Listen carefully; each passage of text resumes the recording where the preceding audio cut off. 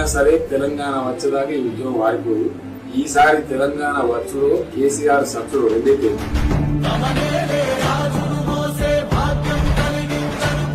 రాష్ట్ర ఏర్పాటును ప్రకటించి తీరాలే, లేకపోతే నేను ఆమరణ దీక్ష కూర్చుంటాను.